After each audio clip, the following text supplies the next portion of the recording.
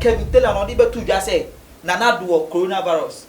no dey betu by Nana do koye test by only bi enti no ono me ne kasa bi wo wa sometimes when nim mom de be mu no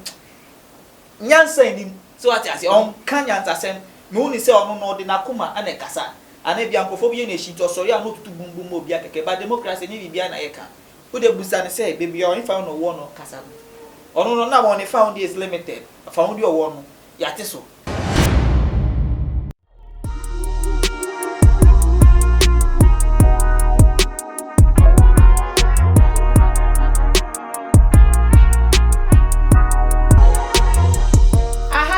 too much G8 me won akwa shongo eba ye video eso me din de Nana Ama Owusu a na se na dana me ye no enkoma edi ehim ewo ye man mu eni wiese fa ne nia no eno na me tudwa ema mo ahwefo eni etiefo mo so tinye bi ewo mu na ohwe ewiase sesi a uyi coronavirus efi a ohafofro a abetudwa a tezama amahudo so nipa dodo na both etuntumfo ne efitafo aboma te se obia kasa against injustice here abranta ne din Eddie George Floyd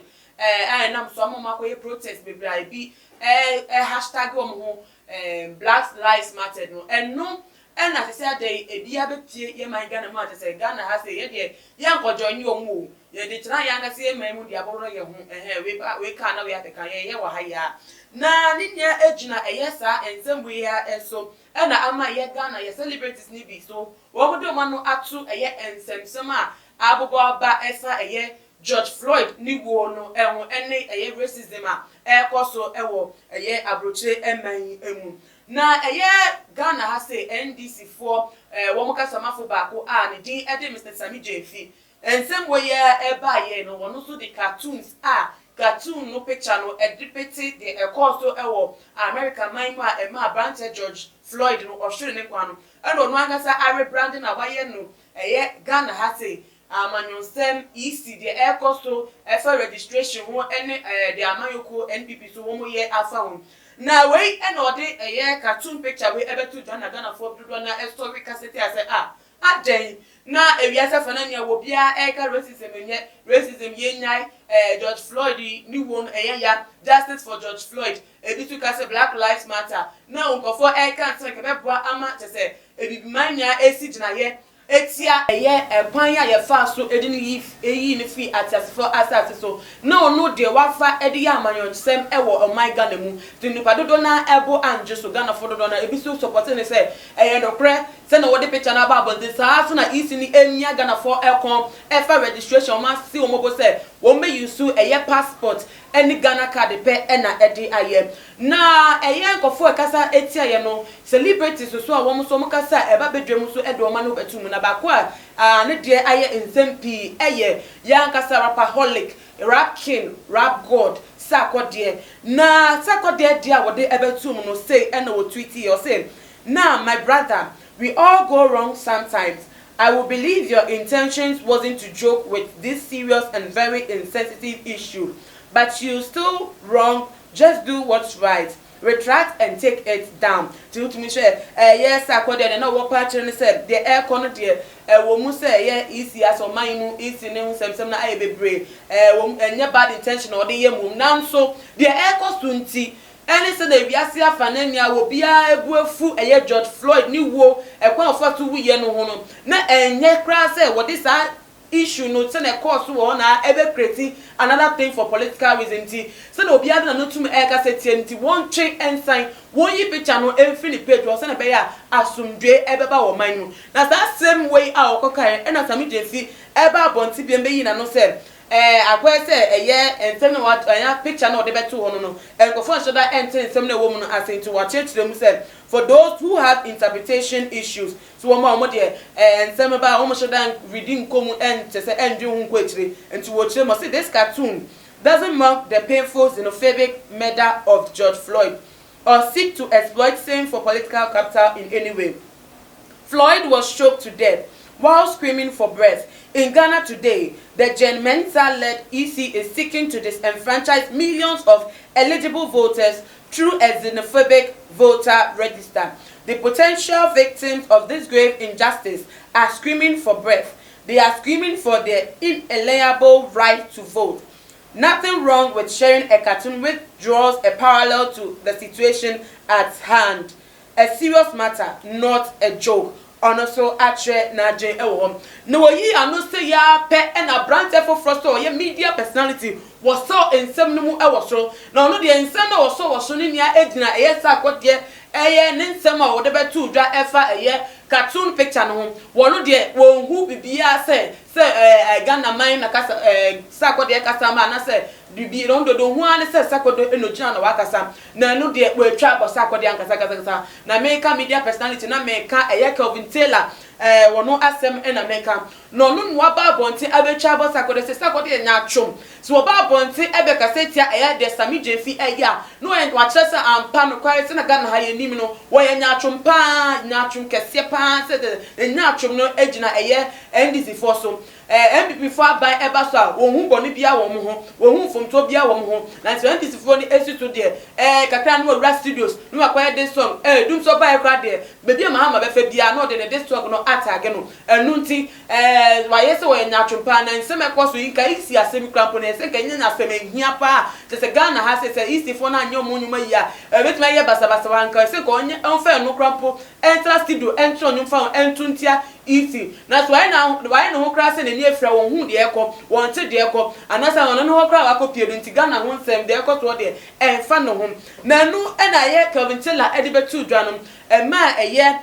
radio station bi a omudi edi hit FM omuti nkonya ewo nsem no eso se nkomu review ensem na ekọ so between Sami Jefi Sako de ene Kelvin Taylor no omusi gina ye na nsi nkonya no omutumi se eye de Kelvin Taylor ebe ye fa ensem no ya o de be ya Sako de no na ni ni kwan so cramp na emfa kwam cramp na hunya se abrante no be yi Sako de nkwa esi nchen no soba na ayi ya no ete se atete ne nsu nia efi no ho because enye Sako de nkwa na enyuntuni a woka bi other musicians celebrities are coming that then kwan was single out Sako de aye no de oye no na wo mo ka no womu wie program no Kelvin Taylor na mu asaba bonten na abonten a waba no wasaba be address eye Hit FM for se womu akonya ben wan krapo ne ba omu kwan so mu mra bonten emekasa fa ono Kelvin Taylor na asem no omu kra omu radio station ho omu bodwuma no omu nim so omu bodwuma wo meda wo mpem kro mu ma de ntrom no ma sore fi mpem no ma potete o ma fakate wo mu kodwuma no ahe na bosum ye wie ye tuo muka ahi eno metimi aka wa bontem obi ehun se ye twa muka se obi wo ho eye Hit FM ho a woji $100 no wo ma botifa ne nsa emesi na kuma so se eye no krese wo no woji sa sika no wo se mu market champo endu eye $100 na ba ne sen na mu atete kwa ate se mu mutimi tina mu radio stations efa na asem ayi ya ne ka se wo no de oye eni kwa mu na mu de pa na mutimi eye enga madwuma so ni a enka musika ebe sombo se na madwuma no esitente twa de we twa bo Hit FM for pa na ni mu no Ghana for eni eye Kelvin Taylor no enya adwen fufo na te se dodo for na akasa etia eye ensem na wodi abetu dwa efa Hit FM for eni ebiem so no Sako de ehum na enunti ena wato nsa ede aframi nya bema na yebo ase wommo me yensu konya efa nsem ni ehu asam ne pomasibre enunti jebre de womu bia no ye de beto amo nti ye twa enwa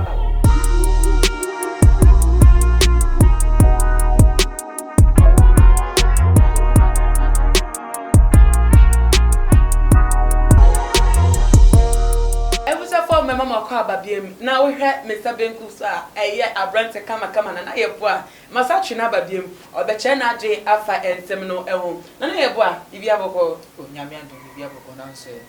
nyame adom Mr Controversial me viewers no ma to din wo de we no asem o ma to din na yebo ye bi wa say yes Sako de say amanyo sem no ke fa say eye a whole thing because obi ad na to bi na ono so abeke bi afa ho but dodo na ka said Ghana has say as a Sako de ye ka no amanyo sema na ni ewo mu bi pa se bibi koso na fa ye amanyo fo na say politics one ebu out mi na no tum ba ko nu akonche no enti unu se no bi na wo ye wa ha na say den okay first of all no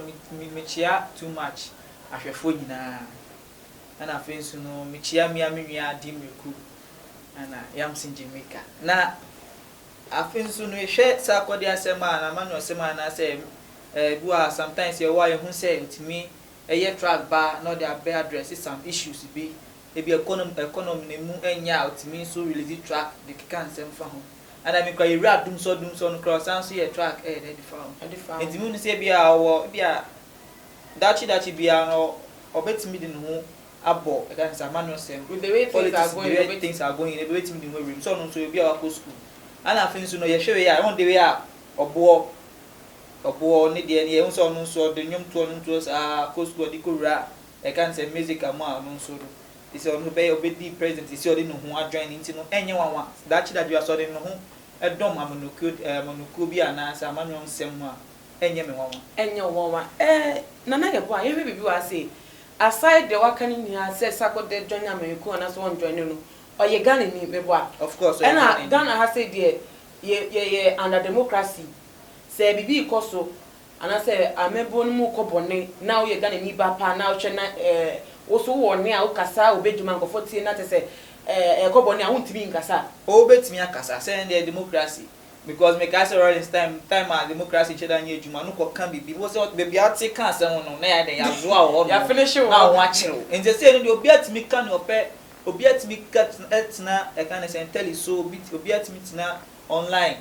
no I can't do ope the achiro mind bia ni na che say democracy e eye ejuma democracy ya kriya e me person me say simple for democracy ya kriya and ma eye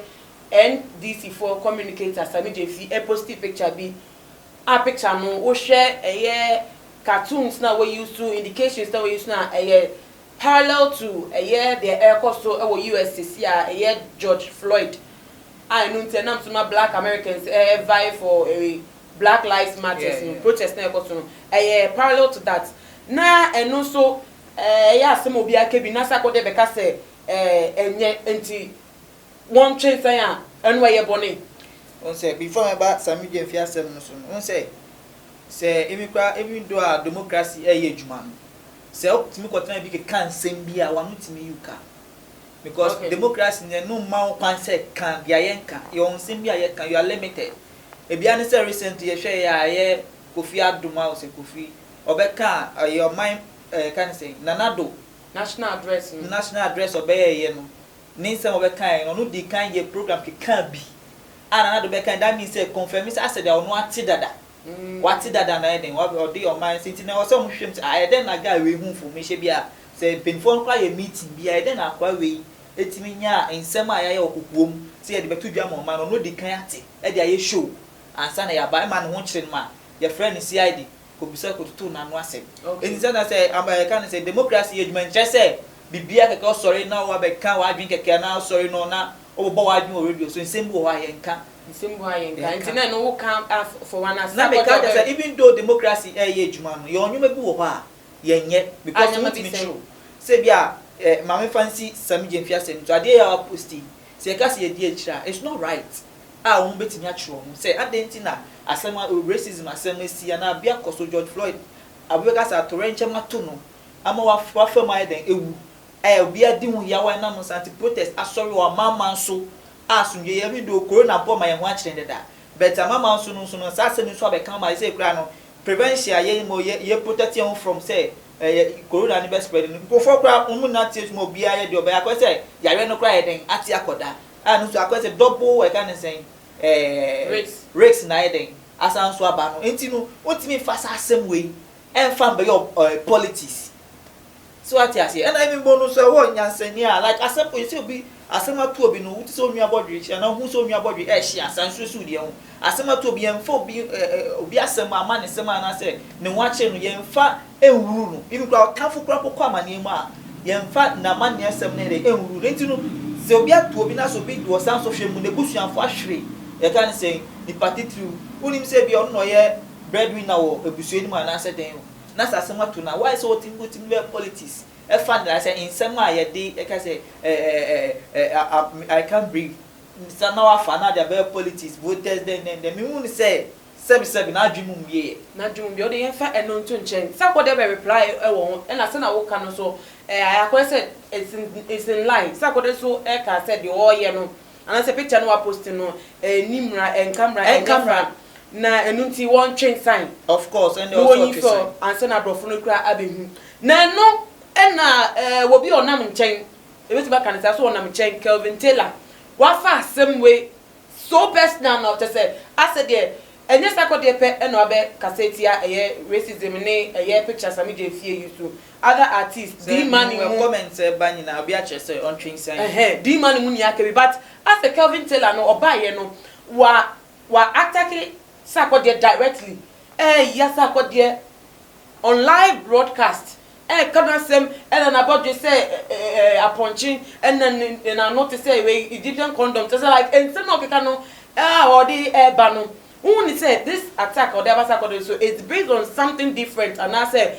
some sakode ko kaya and what attack na what the me who say first of all no ono bia I say oni sakode wo bibia na say bia no wi ni shin dada ana bi kwapo na sem sakode kan sakode an yasa mi jemfi okay it's upper out na by the din obe disakode atema me who say sebe one only no ewo I can say bibi wo muntem say bibi ni muntem na bia wo papa na Kelvin Taylor no nyansa enutrim I don't think I make us asem because say wo hwe de ekoso oman a ono no busan say all kasa asem no wo infa no hwe no kasa onne no ho because of ninsema o kaka first of all na make us a democracy to ka bibia on be chiro ninsema ono na mo ninsema man problem de be mu nsem ama the problem be bre maybe me gidi say aka no odwen say bia democracy ntino ne huntimi nchi no otimi ba onye ono na nya Kelvin Taylor no de betu dwa say nana do coronavirus no de betu e ba nana do koye test by oni bi enti no ono me ne kasa bi wo a sometimes when nyi mom de e ba mu no nyansa ni so ati ase on kan nyansa sem me uni say ono no de nakoma ana kasa ana bia nkofo bi na eshi to sori a no tutu bumbum obi akeke ba democracy ni bibia na yeka who the busan say baby you only found no one no kasa ono no na money found is limited found your one yate so na ye share restricted so ko baby ni yate ni found is busan say found no share it is asem asa ko de kan badwin basem ana obi odwen man ho because ye nansi ampo ye kan say sa PNDC o say PDM omo chairman ko kasa e ma no won kire no say sa voters register we say omo ahwe no ma anye ni ya in tokwa be si na bi ye friend to na no one party for deny me say omo nim no bebia but omo nim no mo hwe a ne ho na akire no eduntimi sori be ka bibia keke na unko na wo sakwa mi hu say bi o dey so ni sakwa do personal attack ya no mo omo te na say ono ne kasa bumum ni ne kasa kwana yo kaka na no bi no oye no oye ya koka se sakwa de na dwemu endom na okeka kan se me fast akode no won say Ghana ha se so yewo radio stations omom ye media works at say ensema e corral no mo so etimi take as show no mo defe mu kamu asem na no na Hit FM for to ko fa ensem we ebetina no mo address issue ni say the way Kelvin Taylor no or address sakode no and say sakode be mo be kan nim no enye fine ye o de to dwan enye fine anka I think say that was maybe say o ma be ginemu as a middleman nka mo person community o mu nyenu entemasem na to Kelvin Taylor baba kibiem abeka setia Hit FM so what do you think is the real problem of the guy and today say don't say na Ghana for be ka say me share commenting Ghana we ka say no suban ana no me hu ni say wa make a stand say ono MPP o chi MPP and anything be ono tin say ono me I don't know but I can't say oyen this straight because for power no akase ti omo kan bebre so wakasa na do I say it mi ko kan say ma yenka well all kan say bebre all ni channel so I think say see them po VBB some more ko YouTube or ni page be or there some program and that once no betimi answer program no because oni bebi akọ well enti no be kan say mi mu ni say that so ye NDC ni ana say bia MPP for no mpe o ma say but onu hwe ni bia ne ye bia o ya that means so show say he belongs to this particular party. Okay. By yenya ni sa ade na ye nyina pa man ye yom. Ye yenya politics wo ye chan we so bet and same go hono ma senior man ye pe ni ye yom nti na wo say etimi ye hu ni pomasi bre because wo hwe asem ya ade asam je fia ye ya entwa ye sanke twa ye anka comment say be nyaweka so that's good but obi akasa wo de mo say ne no ye no 90% and I say 95% ni na ekasa against that kind of say image no comment ni na kasetia sa image no enti we adenti na o retract na bia wo be patcho and there be account say be who you sorry and be John so too because you stand as a leader. And you know say leader no timi accepting for you from so agitu because who are followers. Well, you know me only say Ghana no me who say see an be ayefo. I no be atimi be akeke. Because they also like in painful timi sorry. If you come back to Kasia they are soon. See, I have to Mammy for comments back home, you know, be enter to way free. Ruby was saying the greatest mistake multimedia did was changing the frequency number of one-time popular hit FM. Listenership went down by 60% when it was changed from its previous frequency number to a current one. Wrong move.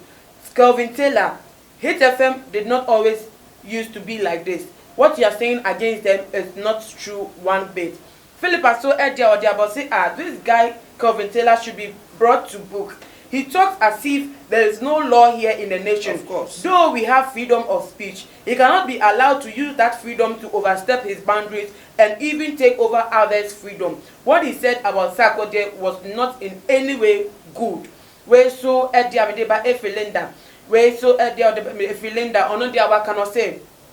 Well. I don't know why in Ghana here every issue is political. Somebody died in USA. People are fighting blacks, whites about racism, and you are here in Ghana politicizing it. What is political about the death of a man? Ghana, wake up. We don't need such people in our nation. Which means say,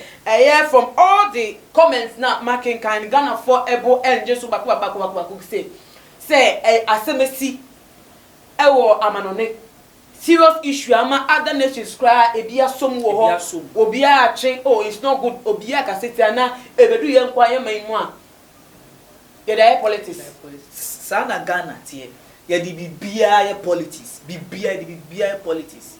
ejume mo school mo bibia ye politics na come parent me go school mo during school yi campaign time can start here no apart ye politics and amonka say free education ye bre monka say ye say that is Ghana for you. Ye bibia politics. Obi man so asemesi. Omo krampo ya mo man impo. Omo fanya politics you. Omo say just justice for the George Floyd. Obi am say na justice ye mfa Trump grab party grab dimpo mbembi. Obi am justice. Ana mama ya so mti Ghana nkwa de ye dey ye politics. Na so obi aba na obi won say Ghana my obi abia comment kakra aba no. Aman mu fo nyina bi kakra aba no ka say wasema kan de enye best thing is then now be very trati ebi I'm sorry ye fa bi anya politics but ena ma hantan anya o maso ana Ghana ha no mu say embra no ya ka bi mu on ma ye mu say ye o ma mbra no ya ma om ana ye o ma ye nye mbra mo because iskafo no bitimi sorry no odi nkwasi asem ena so we ska odi a police chinemo mu no bi nsem keto o ka wan to no bi nko wi akokọ na hwe ye be china to na asem ka nya nkan o dare mind yasem po yen kan bet ma de maskeni bi ndin kwasasem yo penfu ebre wo mean say me politi nyoma de meni njo me nya mini party biara enti me kasa me ka yo penfu onu ma di Ghana ska busa se ekosi sen ebi kra da sudi ebi kra da su ye de esan sudi enti me mu ni se Ghana de nsem wo he ba na ye ni hwa na eja ni sa keke na eko enti kasa Kelvin Taylor ana se da ma ni hu ni se sebi no nam do entama obu a me wo ma na so ayde eso ati because nyansa enim ensem no kan na nkwase asem no kan enti no no so badwemba na so pese nkofo ntie na o ma lusu me I don't know why ne channel nkofo tie o no man iska ka no kire be kire no YouTube no use no eno ka no kire be kire na me se ka jo me na ndisi na no dey politics ono so na dwen kire na wa kire enya dwen kire ono wa mba dwen kire o obedi sakode atem then asakode kan we dem person read sakode comment na tie phone say then asakode kan obedi sakode atem the sakode dey o kan nicely or say nicely now my brother wan kasa kode an kan bi se bia o emi kwa sakode di sami jefi woni di na tem wan ka bibia boni amfa won na wa be gina so ka se bibi o sorry ana udidi na tem mami kin kan sakode o be mpacho aya ne ya no ye ya mpacho so won so akan na tie phone tie sakode asem o kan ne say now my brother we all go wrong sometimes. I will believe your intentions wasn't to joke with these serious and very sensitive issues, but you still wrong. Just do what's right, retract and take it down. And as Sami Jemfiso Ebeyi Nano said, for those who have interpretation issues, This cartoon he's doesn't not ready to say obey accept it. Ono chere say enkofo bi wo homonte entreye ase and to say no can say this cartoon doesn't mock the painful xenophobic murder of George Floyd or seek to exploit same for political capital in any way. Floyd was choked to death while screaming for breath. In Ghana today, the Jane Mensa-led EC is seeking to disenfranchise millions of eligible voters through a xenophobic voter register. The potential victims of this grave injustice are screaming for breath. They are screaming for their inalienable right to vote. Nothing wrong with sharing a cartoon which draws a parallel to what is happening in the EC today. A serious matter, not a joke. Ena eye Kelvin so eba abonten ni video ndie emedebeka ma achefuete na nsem utie eye ya wo pa kira ba ko ne se sakode ano ete se Egyptian condom ani e ba ko Egyptian condom o se sakode do ni ma ne so de na so no ta use Egyptian condom enti onim de we sitie o se de sakode ni ma ne so de na no na ye kan ire ti bi se kran ko timi jaware not because I don't have to Egyptian, we are Ghanaian, I don't have to Egyptian condom. And then because a US can also cast a US condom and Egyptian say, oh, away now. Or say, Sako dead and I only did to say a year, they didn't come or didn't know ye. A Biomusun or say, Sako de a hypocrite. Baby a chim, NDC forward so a doom so Ghana have boss no. Why ye, you make a set this song at the moment. Now so do MPP for so. Akata shene proya ahye ha mate sensem koso no enu kwa de ni akata ewo so ebiem so no sako na bodge so nana do ba kwa sako de anyenyi mama no onko sako de tracks no nko hwe sako de no like or ye enyum timi ma bia say season bia e ka no ye bia ban bia so ahwe na se bia eye ye ko timi ye track e dey address issues ni nyoma man ni mo e dey no tracks be bre onu mo punchlines near the idea a casa for mine na na do power o release that track enti no ono nim dia oka obi me no say no meaning no dey that maybe also meaning say akode o say na bodge et say goat Calvin told him his beard looks like that of a goat papa penny mumwa na o kasi o say me dey am wo mum because we can dey chance na na do me na wa ye o nyina baako bi osaka o say sakode nam no nim say na neni ate na dwumada opposite nti opposite me sure say what ase and na last one the chat of say sakode onye this song bi ama NPP o na on fa ne nyom krampo expect say Sami Jemfi ensem a wogina so a wode ma cartoons no isi won sensem a ekọ sa ajiga na aboso no on fa na no entu ente ba ne sen eno betima tena social media na obi man so asem enfa no ho na waje abon bo so mobi mechanism enti sakode noise nkwa eno wo ye ene ija wode ekoma sakode ono Sami Jemfi o ka bi say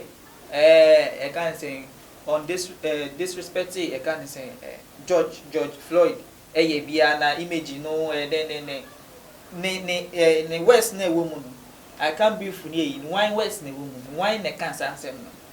ana tambe na sa anyoma no happen here George enti ono no mu no already no for respect ama guy na wo wu no okay George Floyd one for respect the course no so no afa ana ono de ye ni politics but ye ne sa enti ni nsem na o kan na no mimu nze bebe obi otie bia na ni be nani de ewu mom bet akase obetwe asan no any problem I see nani be wu akase obetwe asan no ane hawa ewo yenua be ma Mr. Sami Jemfi afa na ne niem no wo so wadwe nkyere awo fa nkomo ye kyekye wa asan nia no obetimi e de atudwa ewo Tuma GH your comment section na biam so no betimi follow yen ewo Instagram page @TumaGH_. Midin ede nana ama owusa nana ye boa na na mini esi nkonya edi nkomo yi that's the name yebesa eji nhemu bim makramo baba